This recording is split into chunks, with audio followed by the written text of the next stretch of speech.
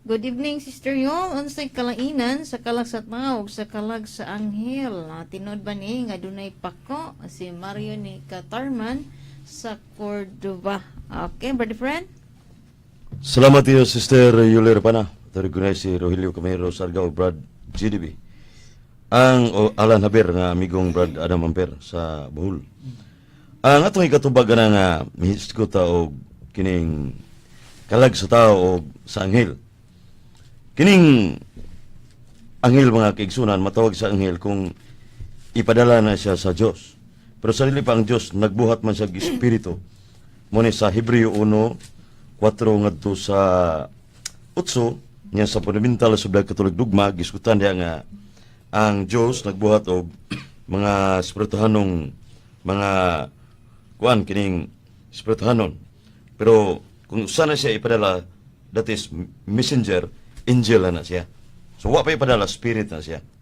So muna nga ang punto pangutana nga kining kalag sa tao ug sa anghel, may susama ang pagka gitawag og dili kining gitawag og spirit kay ang dugma sa 95 to 96 sa fundamental sa Katolik dugma, man compose body and soul, lawas o kalag.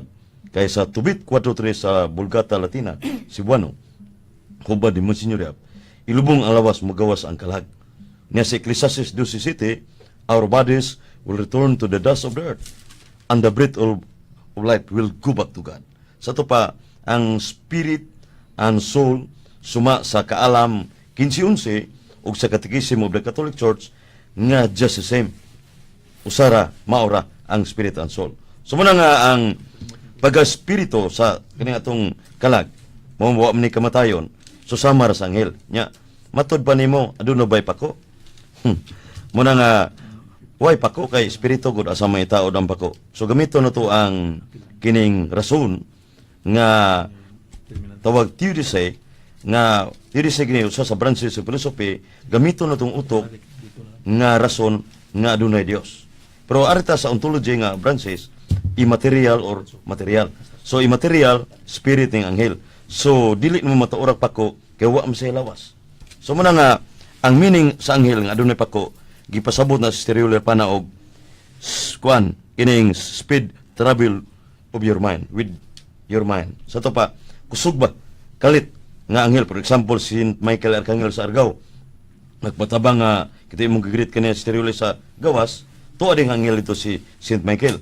Niya magpatabang si Brad Stibuti, nana sa anghel sa Cebu. So ato sa Bohol, padidaryo magpatabang, tuwa na siya dito. So dili siya absolute eternity. Kaya ang Diyos Espiritu na amasanan, di siya mag-occupy space ang angel. Muna nga, speed travel over mind. Why pako ang anghel? Literally kayo, espiritu man. That is a human way of speaking kana.